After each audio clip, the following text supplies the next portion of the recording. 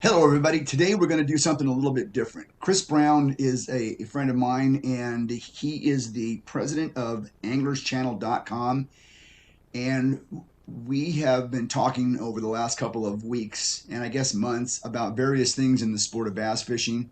I often refer to him as commissioner. He often refers to me as commissioner simply because we both agree that there needs to be a commissioner in the sport. So today, we're taking a look at a first episode, if you will, or a first trial of what the commissioners of bass fishing might look like.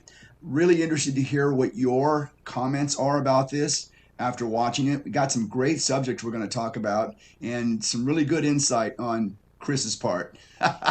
But we really like to hear from you. Please leave a comment down below if you like it. Please leave a comment down below if you don't like it. This is something that we are trying to have a little bit of fun with, and I think you can have some fun with it as well. So take a listen and let us know what you think. Hi, everybody. This is a little different for our channel. We are trying something a little different today to see how it goes. I'm Keith Neiswanger, and I'm the host of the Bass Tour Anglers podcast. And Chris, I'll let you introduce yourself. Yeah, I'm Chris Brown. I'm with anglerschannel.com, and I host the Anglers Channel Insider Podcast, among God knows what else, Keith. I mean, it's been kind of a whirlwind here the past few years. But you and I have been talking via text for a long time. I've done your show. I got to have you on my show. Mm-hmm. But we've been kind of talking via text about, hey, you keep telling me I need to be the commissioner of bass fishing, right? And I keep telling you need to be the commissioner of bass, right? We need a commissioner in this sport because there's just too much rogue stuff that takes place. No, not in professional bass fishing, Keith. Come on. There's nothing rogue or detrimental to the sport of fishing going on in professional bass fishing right now. So, but the way you pitched this idea of, hey, let's do a show. Let's have a little fun with it. And I thought, okay, we can do this. And so you're like, let's give it a name. And well, you're West Coast, I'm East Coast, but at least I'm on the east side of the Mississippi. You're way out west. Yeah. I'm a little away from the coast, I guess, on the east. But we could try an East Coast, West Coast deal. And it's like, you know what? Let's just, we've got a couple other guys that say they're the commissioner of this crazy sport. So let's just call ourselves the bass commissioners. And we just absolutely self-proclaimed. Good afternoon, Commissioner. How are you? I'm good, Commissioner. How are you? Doing well, sir. How's the weather out west? It's a little chilly and foggy today, surprisingly, but went for a good walk and it's good. Chilly and foggy. Well, it's supposed to be cold here, but it's 70 degrees and it's the middle of December, or 1st December, I guess, but it's 70 degrees. I'm looking at the long range forecast. It's just going to stay warm. So I'm waiting for I'm waiting for something to happen, Keith, because what's going to happen is it's going to snow like 3 feet and shut down the world in Alabama, and we'll just all be up a creek. So, yeah, they say it's supposed to rain sometime this week, and we'll see, because they say that a lot and it doesn't happen. They say it a lot and it doesn't happen. Well, that's the nice thing about Alabama is you get to wear all your sponsors' clothing every day. So in the morning, I start out, in my rain suit and my hoodies and all my heavy gear. And then by noon, I'm down to my long sleeve t-shirts and my pants. And then by the afternoon, I'm in shorts and a t-shirt and my flip flops, because that's just the way the weather rolls here in Alabama. We start off cold and we end up hot, and we do it all over again every day. So, but that's kind of the way it rolls. But you threw together a few little tidbits here of some tips and topics we should bring up. And we should a lot going on in bass fishing right now, although it is the off season. So, Commissioner, what's the first topic you want to discuss today? Well, Commissioner, I want to talk about the tour rosters. The tour rosters are now out. I actually had some breaking news, but then Major League Fishing announced their roster yesterday, I think it was, or the day before yesterday. But I did have some breaking news. First of all, John Cox was on my podcast this week, and he announced that he was not fishing the BPT tour. I mean, there's just no time for him to do that. He would love to. Is this a good spot for applause? Sure. Is that a good spot for that or no? I'm just asking for a friend. So, but I knew that by John not fishing the tour that the spot opened for one more Bass Pro. yeah, I'm sorry, one more a Major League Fishing Pro Circuit guy, and that Dakota Hebert, who turned out to be the Bass Tour Anglers Podcast Angler of the Year this year. yes, He gets yes, to I move saw that. into that. He gets to move into that Bass Pro Tour, and I'm really excited for him. I think that's a pretty cool deal. Last time we talked on your show, you were excited about that. You were really hoping he was going to get in there, and he wasn't able to, I guess, until Cox bowed out. Yeah, he was first guy out. Yeah. So Yeah. Dakota was first guy out. So I had forgotten that, but I saw the release come out, and I saw the names come out, and it looks like Dakota Hebert, Cole Floyd, Dylan Hayes, Clabian Johns, Yeah, Jeremy Lawyer, and Ryan Salzman are your 6 guys. Yeah, you got Dylan Haas, right? And Dylan Hayes. Yep, got Dylan Hayes. Yeah. That's right. So Cole Floyd, Dylan Hayes, Clabian Johns, Jeremy Lawyer, Ryan Salzman, and Dakota Hebert all going in. And it's good. I'm glad they went down to Dakota. I didn't realize that until you just said it. Yeah. I saw him on the list, and I remember him being very high on your points. Is it bad of me to say I'm surprised they went down the PC list on that? I don't think so, because they had a point criteria set up, and they had what they were going to do set up, and they went with it. And I know they allowed some existing BPT members to qualify through the pro circuit, right? And that was a little controversial, but it's what they do. They at least told me they were going to do. Right. And Dakota, when I talked to him about at the end of the season, he said, "I'm not in," but they told me to behind the scenes, they told him to get ready. It looks like John Cox and Ron Nelson are the two that declined invites for 2022. So this gives them a full field of 80, right? So we're full, no more. If you finish in the top 4 in a pro circuit, you get to fish. It's just who's there's there, right? Yeah, and I don't know how Aaron Martin's passing played on that. I don't know if he had. Good question. I don't know if that was I don't know if that was part of the equation or what, but I know that certainly would have left a spot open. Right. Well, I believe there were 5 spots that were taken, and then of course we just named 6 names here. So it sounds like that one of those spots was the Aaron Martin spot, potentially. Or I think it could have been the John Cox spot too. So John Cox spot. Yeah. I need to go back and look at the list. I don't think anybody was out, or if anybody was cut. I don't think so. I went back and I did kind of. I did this on the elite roster when it came out earlier last week or before last. And then I did this for the BPT roster, was go back and look at tournaments from last year, or this year rather, 2021, and compare names on who was there and who wasn't. It looks like everybody was there except for Cox, and of course Aaron. But as far as this list goes, well, good. I'm glad Dakota got the invite. I'm excited to see what he does there. It's going to be neat to see this younger crowd and what they do with the BPT format. We've seen some BPT guys that have come down the pro circuit and played that game. And, Mike O'Neill, Angler of the Year this year on the pro circuit, Skip Reese, Mike McClellan, guys that had a great year on the PC side and maybe not such a stellar year on the Bass Pro Tour side.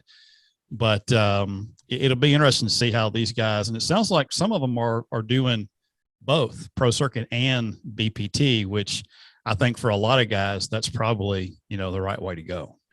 I like it. I like seeing just from a fan standpoint, I like seeing the top names in as many events as we can see. And I think, more power to them. I talked with Roy Hawk recently. Yeah. He's the winner of the Juan Bass US Open. When I talked to him, and, he also fishes the BPT, and he was telling me that he is still trying to get his mind around this format, and it's different, but it's cool. It is different. It is cool. It has its pros and its cons. I admit to that. And I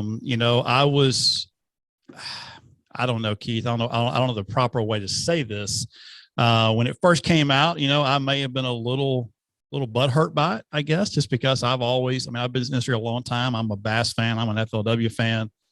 And I was an MLF Selects fan, and so a lot of stuff that went down, a few years ago and what they call the split or whatever. It was kind of weird to see, but the biggest thing about it, Commissioner, is I am a fan of pro bass fishing. So it doesn't matter where you fish or who you are. I'm a fan. So unless you made me mad, then I might not be a fan of yours directly, but I am a fan of pro bass fishing, right? I think we both are. Right. And this is why the sport desperately needs a commissioner, because you have organizations that are, the authority of their organization, but you have bass fishermen who go about back and forth and in different places. And, right. The great example last year, which really could have used a commissioner's ruling on, was the John Cox disqualification when he fished in a major league fishing event. Oh yeah. That's where a commissioner should have been involved in that, because that's a multi-league deal. Well, that was fixing to be my next question. Is now that we're commissioners of bass, what's our first order of business here that we have to take care of? Well, okay, everybody getting along. Well, what we'll do is we'll come back and we'll talk about the Elite Series rosters after this. But now that you mentioned what we need to do, we really need to talk about rising entry fees, right? Falling payouts, not necessarily falling payouts. But when you're talking about the level of inflation in this country, there goes the economics teacher in me. Right. It's not good. It's not good. No, it's not. So there are guys that made $2,000 on tour last year who had good seasons. Right. And when you take their costs and their payouts, that's not a good season. No. The return on investment there is low, because the amount going out and the amount coming in are two completely different totals there. And, you also made this point through our texts and notes and stuff of, is pro bass fishing, is it a pro sport? Are pros? And, that's actually a Randy Blockett subject that he brought up on his little daily message that he does, and I really like what Randy does on his channel, and he'll tackle the hard stuff sometimes, and then everybody will jump on him and comment, but he was talking about that, and I think he was responding to maybe something that one of his Bridgeford teammates, maybe Moyna, might have said something like that. Moyna had a really good YouTube thing a few weeks ago about how he wasn't making any money on the tour, and it's pretty good. Very eye opening. I need to go back and catch both of those. I'll be honest. And Randy Blockett. I'll need to check out both of those to get a little more insight into that. So, do we want to get into the Elite Series rosters? We need to. I'm very excited about the 13 new anglers that we're going to be seeing. Yeah. I have a hard time saying Mike Iaconelli as a rookie on the tour. I have a hard time saying, Jacob Prosnick as a rookie on the tour, but what are we calling these guys? Well, according to the Elite Series press release that came out, they are listed as newcomers, which we know they're not. They're not newcomers. They're not rookies. They're just, I guess, coming back for the second round, right? But coming in as rookies for 2022, is Daisuke Aoki, and I got to give credit to my buddy David Zhang. He taught me how to say Daisuke Aoki correct, all the way from Japan. You've got Josh Douglas, who I'm a big Josh Douglas fan. I'm going to hire Josh as a guide sometime and go to Mille Lacs and fish with him because he's like the smallmouth king up there. And you got Jacob Fouts from Charleston, Tennessee, Cody Huff from Missouri, Jonathan Kelly from Pennsylvania, Masayuki Matsushita, who's a rookie out of Japan as well. I've been practicing that one too, Keith. Jay Zuckerat, Alex Redwine, Joseph Webster, and Maddie Wong. Tell me you're a Maddie Wong fan. Listen, I have also had Maddie Wong on the podcast. Had him right after he won the Nation tournament. And I mean, watch everything he drops on YouTube, and you have to be. He has got that personality. He's awesome. He is. And the thing that I find really intriguing about this season is to watch a bass club guy make this transformation. That's an amazing change. You know, we talk about on our show sometimes, but you know, the Open is a hard road to hoe. Yes. It's 3 tournaments, but it's 250 guys, excuse me. And a lot of Elite Series guys in that crowd, a lot of Pro Series guys in that crowd, some BPT guys in that crowd. It's not like you're going to fish a club derby on a Saturday, right? Your local lake. It's a big deal. But what Maddie did, I don't think people understand. You look at Pollinik, Iaconelli, Kershaw back in the day, right?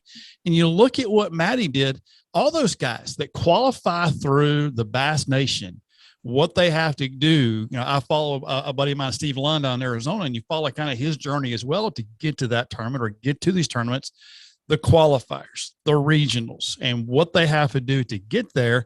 Then you get a guy like Maddie that comes all the way from the West Coast out to, you know, the Ouachita River in Louisiana. Nothing in California looks like the Ouachita River. I feel like I don't think y'all have anything like that out there. I could be wrong, but it comes out here and then wins the thing. And I'm sure he knows what he did, but I mean, you look at Pollinik won his nation championship on the Harris chain from Idaho, right? So he's literally clear across the country diagonally, but it's cool to see because this just opened. It's a long, hard road to hoe to get there. But man, this opened a door for a kid who, you know, he could potentially have a killer career because I mean, just a cool dude. And we had him on our show as well, I think after yours. And it's one of the most commented shows we've ever had. I mean, he was just heart to heart pouring it out there. And David, who works with us, does a rookie podcast beginning first of the year. And he's like, I'm gonna have to allot like 2 shows for Maddie because he's just such a cool guy to learn from. So very excited about him and coming into the elites for sure. Yeah. I think with Maddie, when we talked off camera, so to speak, you know, the biggest thing that he is going to deal with is working with potential sponsors. And the guys that want to give you just a bunch of product to take with you out there. And you're an Elite Series angler. You're going to the Bassmaster Classic. You need to make some serious money from these guys. Yeah. Yeah. You're an industry insider. I mean, you were with Strike King. What could a guy like Maddie Wong ask your company at that time for? Anything really, but what would they get? Well, what did we get? You know, a lot's changed since I was there. But if I was still there, it would be it'd be a monthly stipend and it'd be an allotment of product. I think guys that are on that Elite Series level, they deserve a monthly stipend. But also too, I think it's from guys, and we talked about this on the previous show a week or 2 ago as well, pro staff's changed a lot since when I started back in 2002 with Strike King. And this was before social media and before really, I mean, email was going on, right? But I mean, I'd get envelopes and packets in the mail from guys, right? This is when guys were doing big books and everything, this big promotional stuff to kind of get you to look at them. And I'll never forget, I hired Mark Menendez and Greg Hackney on the same day, one year. And I hired Menendez because he talk, and I hired Hackney because he could fish. And lo and behold, we got the best of both worlds because Menendez went on to win an Elite Series event, and Hackney just went crazy when he got to the elites. And it was the best of both worlds for us. But I mean, you had to look at guys in a different light then. And I'm still old school with that stuff, but now it's social media impressions and YouTube and, you know, this and that, and, you know, what you can bring to the table. So I think if you're at that level and you're a guy like Maddie that's got the YouTube following it has and the social media following has, I think it's a pretty decent monthly stipend, and it's a it's an allotment of product, especially if it's a product. You have to use product or go to sponsors with product that you believe in. You can't just, you can't pop up and say, well, I'm going to hit so and so and so and so and so and so and see what they give me, and then I'll worry about product later. It's because, I mean, in this day and age with social and kids and cameras and phones and everything else, I mean, they know real quick if you're, if you're heartfelt on what you're talking about as far as the products go and the things you use. And there's so much stuff out there now for anglers that, I mean, guys can really get locked into products that they like and love. And we all know this game is mental. It's between our ears more than anything. And so you can tell real fast if guys are not sincere about the products that they're talking about or pushing. So this is the thing I find interesting about Maddie is that he is already he's a YouTube star. It's like one of these guys that you've seen on YouTube, and all of a sudden this guy is going to be in the Bass Elites and in the Bassmaster Classic. Now Brandon Pollinik is a YouTube star, but that came once he was involved in the tours, right? It was a whole different. This was a few years ago when he saw social media as a tool. Yeah. He saw YouTube videos as a tool.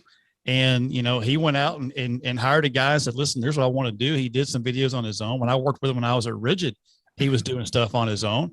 And it was incredible stuff. And we saw a big piece of, business come out of that just by him doing those videos and photos and things like that, and always trying to be interactive with the crowd and with the fans. And he was young enough too, when he came in, he knew what he wanted to see. Being in Idaho and being where he was from, he didn't have access to a lot of stuff outside of YouTube and social media and the internet. So he knew what he wanted to see and where he could or couldn't find it. And then, it was a deal where, hey, why can't I create this stuff and see what happens? And so he started doing that, and he was already ingrained. I want to say he had a Elite Series win or two, before he ever got into the YouTube game. Yeah. But that's upped his value to his sponsors. Absolutely. Tenfold, I would think. So. Absolutely. Just from the impressions he gathers there for that. So, all right. So there's your rookies coming in. Of course, Prosnick and Iaconelli, your newcomers. Yeah, let me ask you this question. It might be too obvious, but you might have some insight because I don't know all these guys as well as you do. Who do you think, which of these rookies do you think is going to have the biggest impact? Now, obviously, I'm going to say Iaconelli and Prosnick because I expect each one of those guys to win an event this year. But who else from that rookie class catches your attention? Well, we got one more that I overlooked. That's David Williams as a newcomer. Oh my gosh. Yes. David Williams. Yeah. I mean, he was an Elite Series guy, then went back to FLW, went back to the pro circuit when it was still FLW, and has been there, and then fished all 9 opens and qualified again for the elites. I think that's probably the hardest job ever, is to be an elite, leave, and then try to re-qualify to get back. I mean, because these guys, of these three, did Iaconelli fish? He just fished the Northern Opens. He fished the Northerns. Yeah, he just went and did those 3 open. Let's just jackpot these 3 and see what happens, right? Yeah. But Prosnick and Williams, they fished all 9. Yes. Of course, Prosnick, your overall Angler of the Year winner, which was pretty cool. But I'm looking at this. Everybody's got a really good shot to do really well. I'm a big Taku Ito fan from last year. Yeah. I like Daisuke. I think he'll do well in some places, but I think, rookie of the year, if I had to call rookie of the year right now, I don't know that I could. I mean, there's some pretty stout names because there's some guys that have been around a little while on this rookie list that could be interesting. And as far as the newcomers, You look for all three of them to have, stellar years and requalify for that classic. I see all three of them going back to the classic, in 2023 out of that list. So I think that'll be good. But the list of guys that aren't coming back is a little surprising. Not surprising, but there's some names on there that you're like, wow, really? Because you look at some of this stuff. So they got 20 guys that aren't going to be returning to the elite for 2022. Well, I thought it was 23. Is it just 20? It's just 20. Okay. To my recollection, it's just 20 right now that I can see. There's 94 fishing the elites.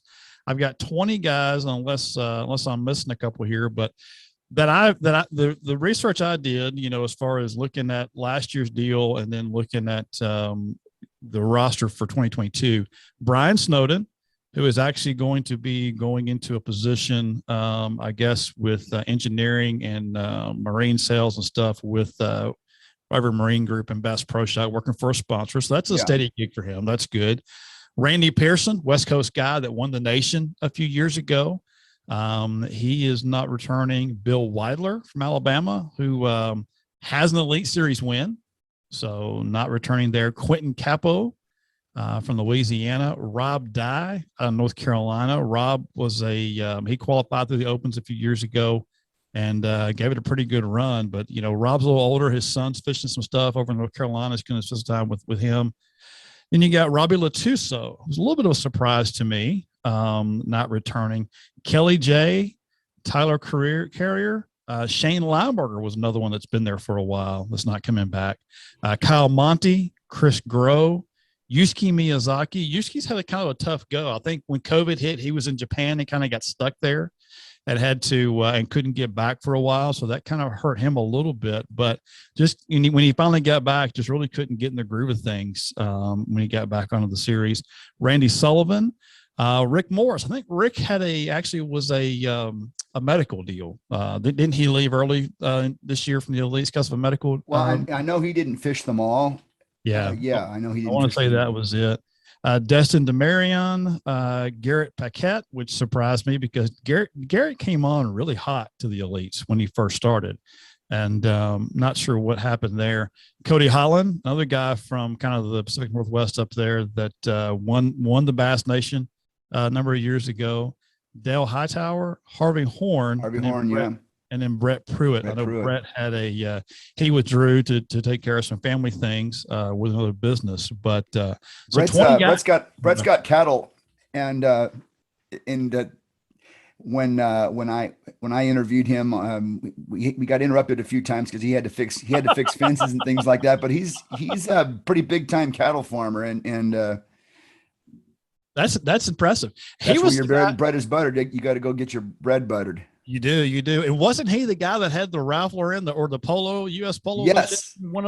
That's an interesting story also. That's a pretty cool deal there too. So, some names that we're going to lose there, but I heard, I've seen a couple of these guys' names on the NPFL roster, which I think that's a whole nother episode, Keith, as a bass commissioner. I agree. A bass commissioner, we're going to have to do some investigation into that a little bit. So make a ruling on that. Yeah, we'll have to see what's going on there. But we do have some names coming back. A lot of guys. Let me see who's on our Legends exemptions. Did you get Chris Groh in there on Chris Groh? Yep. Yeah. Chris Groh. He's going to go to Major League Fishing. He's going to fish the pro tour, pro circuit. Going to the pro circuits, yeah, and that's another one I need to ask you about. We did a little ruling on that too, I think, because are sponsor exemptions still a thing in bass fishing? I'm not throwing shade at Chris. Don't get me wrong. Not throwing shade at Chris, but and I'm not going to go off on a tangent here. But I think if we get into sponsor exemptions, then we have to get into legend exemptions, and we have to go down a bunch of different holes that. There's about 19 rabbit holes here that we can step in and fall down, right? This is like the whole Wizard of, was it Alice in Wonderland show here? You can walk through the wrong door here between a hardship exemption, a legend exemption, and sponsor exemptions, and just be absolutely lost, I think, at this point. So, yeah. And again, these guys are paying their entry fees, right? They're They paying are. entry fees. It's not like they're being given these spots and they're paying entry fees for this. So my feeling is that as long as we're going to make these guys fund their own prize pool, I don't have too much of a problem with that. The only problem I had with it was years ago, if you drove a Chevy truck and you bought a Ranger boat, Yeah.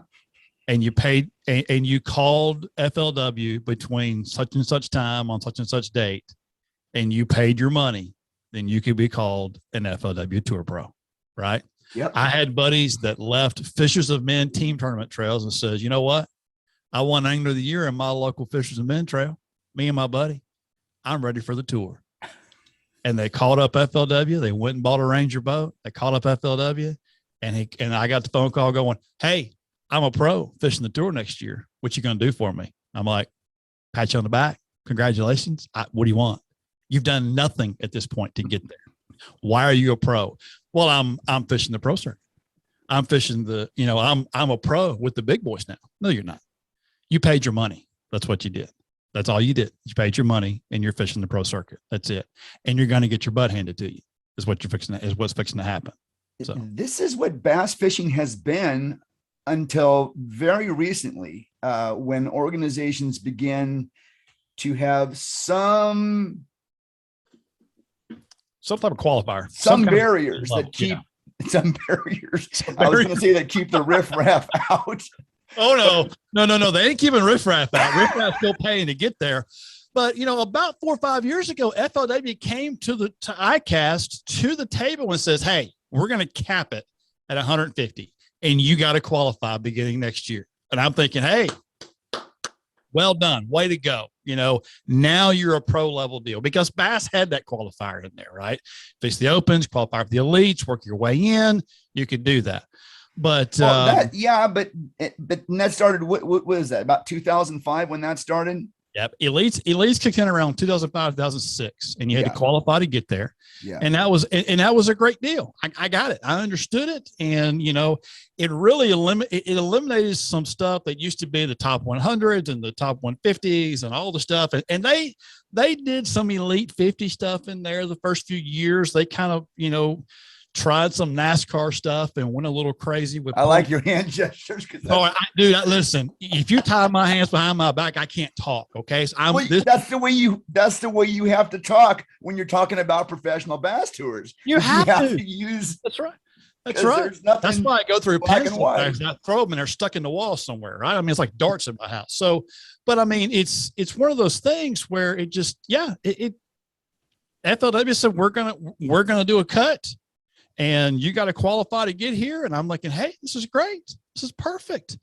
And what you saw was now, you've started to see guys that used to just pay their entry fee, buy a Ranger boat, and then go fish. They can't do that anymore. They've got to qualify for it for the most part. But I know there are some sponsor exemptions. And again, not throwing shade at Chris Grow, love the guy. But he announced he's getting into the pro circuit on a sponsor exemption. Okay, I get it. I understand. He's got a sponsor exemption. Are there sponsor exemptions on the bass side? In the opens, they're not exemptions, but if you're a premier sponsor of bass, Skeeter, Nitro, Mercury, Ranger, whatever those premier sponsors are, each one of those companies, to my knowledge, they get X amount of spots for the opens. So let's say I'm XYZ Boat Company and I'm a premier sponsor of bass. Well, I may get 5 or 10 spots, right, that I can give to guys. So I'm XYZ Boat Company. And I say, Keith, I want you to fish the Central Opens. All right. And you're like, perfect. And it's like, okay, you have a time frame between this date and this date to call this number. Yeah. And it's a priority entry is what it is. You got to pay for it. It's on your dime, but I'm giving you the priority entry. I think that's a little different deal potentially than a sponsor exemption, but it's a priority entry for a guy to be able to get in, get started, and work his way into the opens. So, and I think if you're fishing all 9 opens, I think you should fish all 9 opens to get to the elites. What do you think?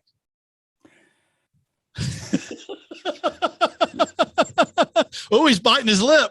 Commissioner, I've struck a nerve.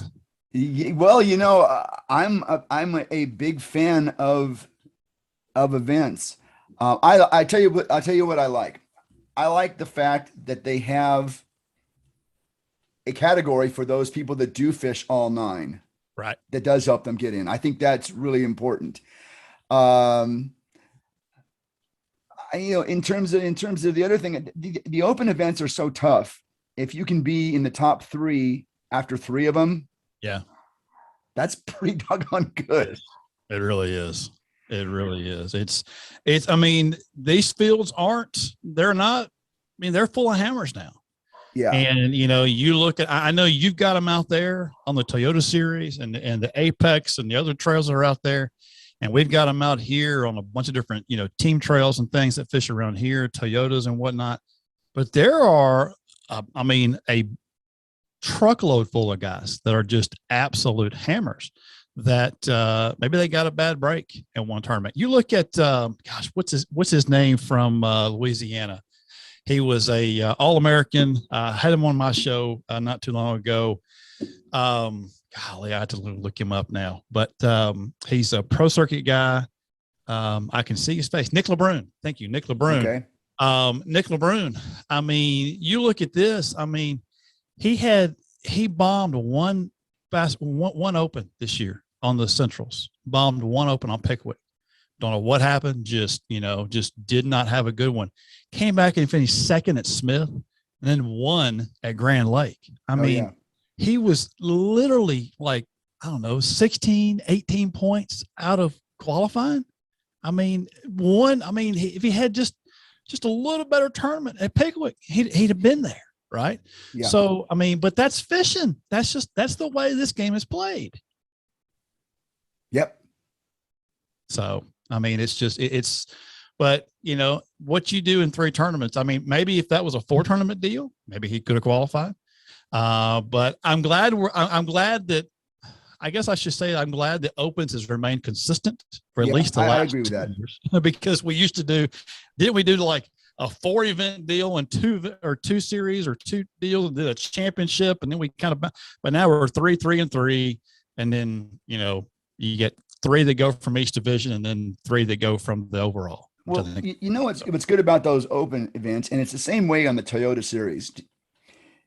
You got 3 events to finish in the top 3, and I'm not sure what the number is on the Toyota Series, but you got 3 events to finish in the top 3, and so that's 9 days of fishing. Right. You can't screw up on one of those days. No. You have to have 3. You have to have 9 good days, and that's why I think that's enough. If you can have 9 good days and be in the top 3, I think that's enough to make it. Oh yeah, no, I agree. No, you're right. Because the caliber of angler that's in these deals is, it's impressive. It really is. I mean, these are guys that work all week. Most of them, they work all week and fish all weekend, and they're saving up that vacation time to go fish these Toyota events and do these things.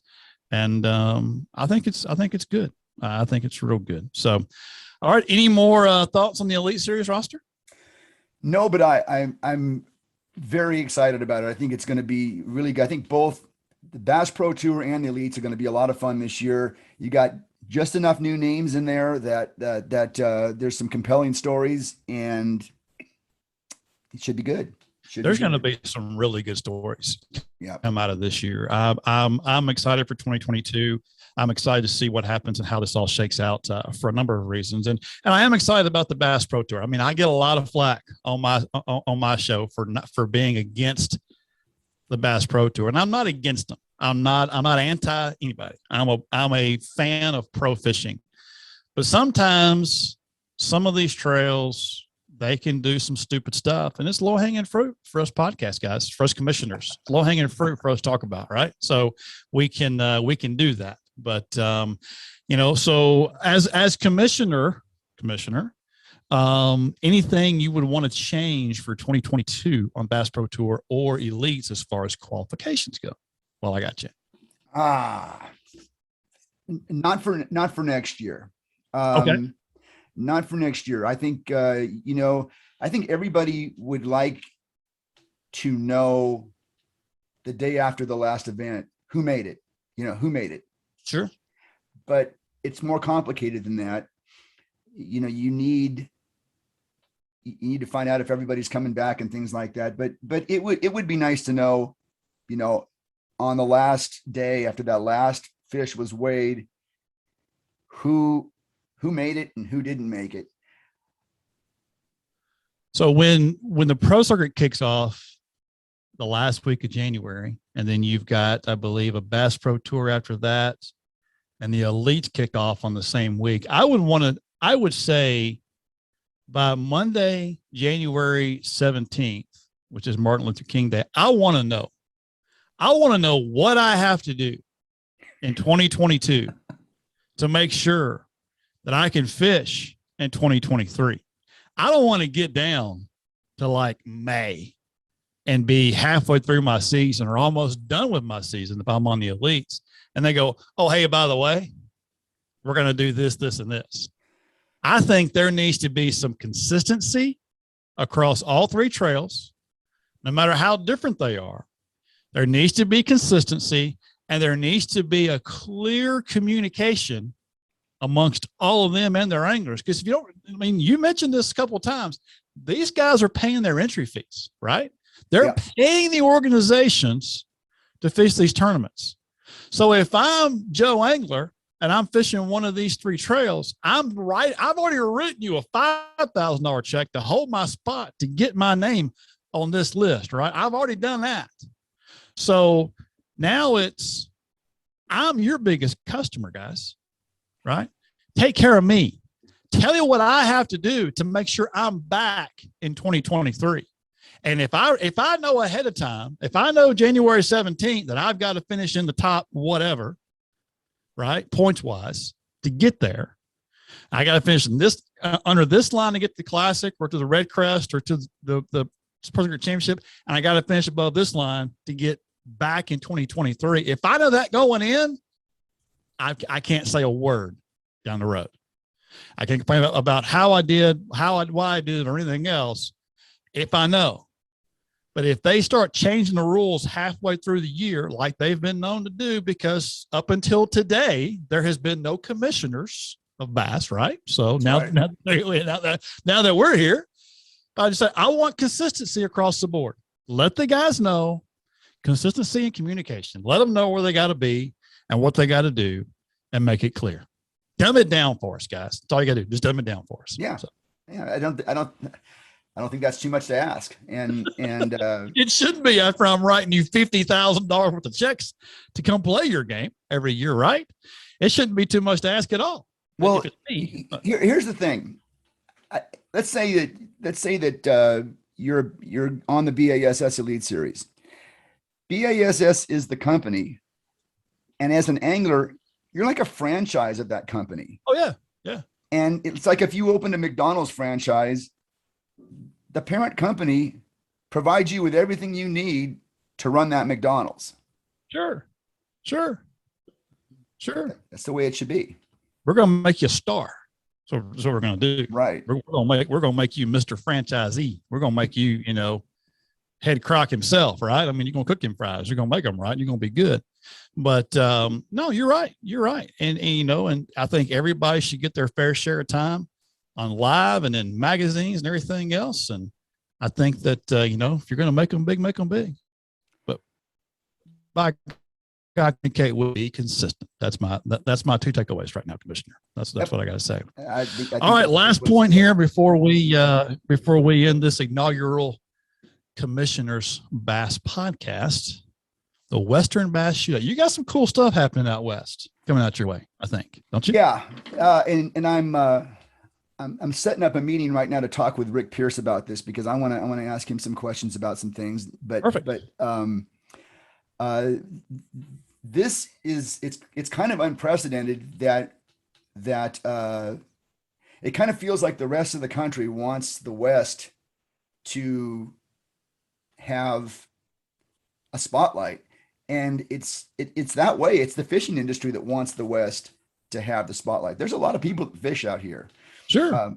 I mean, if you look at license sales and things like that, I think that California is, I don't have that in front of me, but it's way up there. Yeah. And the market for bass boats, the market for fishing rods and reels and everything else is ripe for picking. Absolutely. And Absolutely. it's exciting for me to hear industry giants like Rick Pierce talking about the West this way. Well, I've known Rick Pierce for a long time, probably 18, 19 years. And there's nobody, I don't care how big or small you are, in my opinion, there's nobody that knows boat sales, state to state, county to county, for the most part, than Rick Pierce. And if Rick Pierce says that the freshwater fishing out West is 8% of the market, then I believe him. It's 8% of the market. I mean, Rick Pierce could tell me I'll wake up tomorrow morning and the sky will be purple, and I'll believe him. That's just how good of a guy I think he is. He is. I mean, I've known Rick and, his dad before he passed and his parents and everybody. But I mean, if there's anybody to take this and run with it and do something with it, I think it's Rick. And, they set themselves up with some elite folks like the Wild West Bass Trail and a few others, Apex, and the things they're doing. I mean, they seek out those opportunities because they're real. I mean, look at what they do for the U.S. Open, for the One Bass U.S. Open. They've been a part of that for the last 3, 4, 5 years. And I mean, we all the time see on social now, you look at Tyall and others that are running Bass Cats now out West, and what it's doing for boat sales for Rick. But I think overall, they just genuinely want to see our sport grow on the West Coast. I mean, we got so many West Coast guys, Aaron Martins, Justin Lucas, others that moved out here. I mean, most of them live in my state, in Alabama, right? You got your flipping and punching from us too, Oh, yeah. Oh, no, I don't know. Absolutely. Absolutely. But I mean, it's just, there's a lot of talent there that I don't think, once you get past Oklahoma, nobody really thinks about it that much. Yeah. But I mean, you look at the Maddie Wongs and I mean, the list better than I do, but you look at the guys that come from out West. I mean, and it's incredible. Some amazing fishermen out there. So they just need a little help getting across the desert and getting over here to the East Coast to fish a little bit. Right? We need to come west a little more. I don't know. So. Well, in the late 1990s and the early 2000s, BASS brought their open events out west, and I think that's where and people fished them, but they didn't have the 300 boat groups like that you can get in other parts of the country. Sure. And Major League Fishing still does bring the Toyota series out here. And people fish them. But there has not been this, I guess, vehicle you'd say that would completely allow people from the West to do it. In other words, if someone wants to fish the BASS Elites, they got to go back East and they got to qualify on those lakes. I do. And I mean, there's a few people that are trying, and I guess a few that have done it, but this should be interesting. It's a Bassmaster Classic like. These are the words I've heard used. It's a Bassmaster Classic like event where there's an indoor weigh-in and expo, all that stuff, and expo and media coverage. Okay. There is an entry fee for it. Okay. At least at this point there is. Okay. But I think I'm excited about it. I am too. So no co's, they'll do marshals, right? We'll have marshals. Yeah. 50 guys. Yeah, 50 guys, 10 from the top 10 One Bass, I guess from the top 10 from the One Bass Open. Okay, One Bass has an Arizona Open, a California Open, right, and the U.S. Open. So from those 3 events. Gotcha. So top 10 from One Bass, and you've got the top 10 from the Western Toyota Series, and then the Wild West Bass Tour Pro-Am.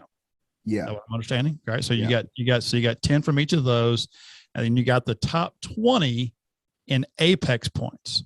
Explain Apex to me? That's a whole different trail of Wild West Bass Trail, right? Yeah, it's more exclusive. You know what it reminds me of? It reminds me of the E50s that BASS Yeah. used to do. Okay. So Wild West Tour Angler can qualify for those Apex events. Um, and I don't have the number right at the tip of my fingers here because I'm That's all talking right. talking and typing at the same time wouldn't be a good thing for me. Uh, But we'll uh, we can dig into that. But I guess the goal is to grow West Coast angling, Rick says, by 20 to 60% with this tournament. yeah, I it's going to be something, even if it's 10% the first year or whatever. I think it's neat to hear that there's that much interest. It's neat to Sure. hear that the industry itself is looking at the West. Yeah, I work with Duckett as a Western rep, trying to put Duckett fishing products Sure. in stores, Mm-hmm. and that kind of attention will be great for a company like that. Absolutely. Absolutely. I also too like the fact that they're in discussions with Bass and MLF on potential qualifications. I don't know how that would work, but I know they're in discussion with that from the stories that I've read. And then they are working with smaller tournament organizations like American Bass Anglers and a few others to try to get some more Western events out there, or some more clubs, I guess, started out there, so to speak, around different places. And the quote I read, I want to say it was from Bass Fan, from Rick, was they really want to change the West Coast mindset. Yep. What is the West Coast mindset right now, Commissioner? Well, I think don't pigeonhole us, because there are some pretty serious guys. We got Todd Kleins out here, and we've got the Kenny Maas and people like that. There's a lot of them that will You fish. got a lot of talent, a lot of Yeah, talent. well, my point is that they will fish a pro event anywhere you want to have it, as long as they don't have to drive necessarily to Texas. They can drive to Arizona, if they can drive to Nevada, Northern California. I mean, the Columbia River, that's a long drive. I Yeah. mean, for someone that lives in Northern California, but still these guys will go there. So you do have that group of people. But I guess if you're thinking about a California mindset, you might be thinking more along the lines of, how when you have the BASS opens and they come to town, and if an open comes to Rayburn, then you're going to get all these Rayburn sticks there who aren't going to fish any other events, because Right. it's there. So I think there may be some of that, but I think it's everywhere. It is. No, it is. And that's why you're seeing, like I know over here, you're seeing team trails go to, hey, if we may have 5 events, but 2 are on lakes that you're a stick on. And so you can't just, jump into those 2, right? Yeah. You got to pay for all 5 up front. You got to register for all 5. I think that's the way it should be. I think you should have to sign up for all 5. And so it's a jackpot one. We saw that years ago up north on the FLW stuff. You'd have guys that wouldn't fish any of them, Yeah. and all of a sudden they pop into St. Clair and they'd win it, right? Guy that hadn't fished a single FLW event all year, and he bought a Ranger, popped into St. Clair, and he grabbed $100,000 or whatever the price was then. So I think that would be very popular with the pros.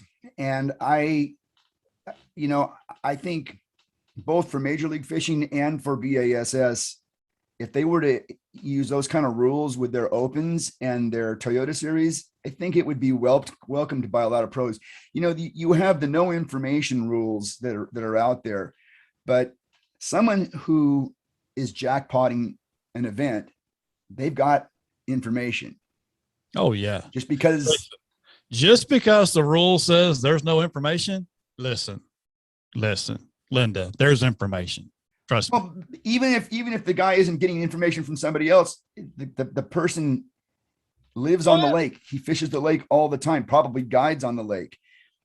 That's a tremendous disadvantage to somebody who is driven, however many miles to come fish. And I just think if you're committing to the opens, if you're committing to the Toyota series, then you should not have to face those players unless those players are fishing all the other events too. Agreed. Because we talk about that too, like especially here at Gunnersville, where I'm close to. Oh yeah. And you look at your Alex Davis, your Swindle, your Lucas, all the guys that live on Gunnersville, that live here, that fish Gunnersville all the time. And when the elites come here, the pro circuit comes here, and they immediately look at those guys and go, "Oh my gosh, Swindle's going to be a favorite here, or Lucas is going to be a favorite here when the PC comes, or Alex Davis is going to be a favorite here." Guys, I don't understand. If they fish the entire circuit, they're not home long enough to fish. Right.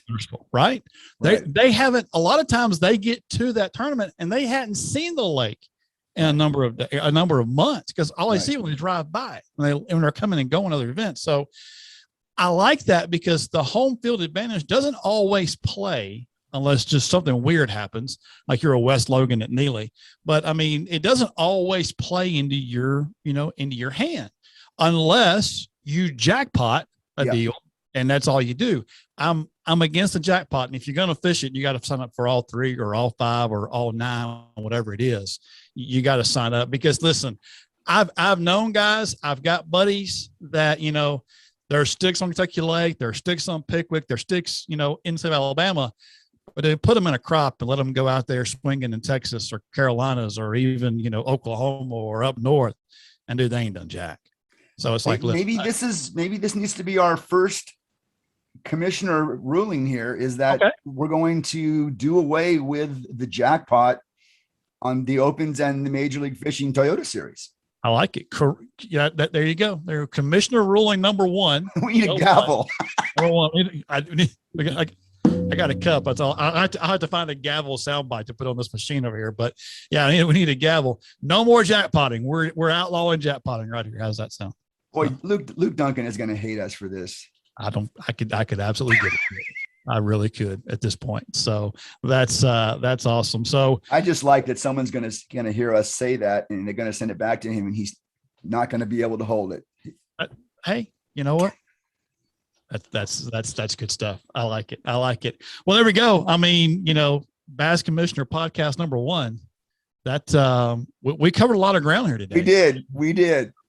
Covered a lot of ground here. Good, bad, or ugly. We covered a lot of ground. So. I think the sport is a little better because it is. I agree. So, well, folks, I guess until next time. Thanks for being with us. And don't do anything stupid.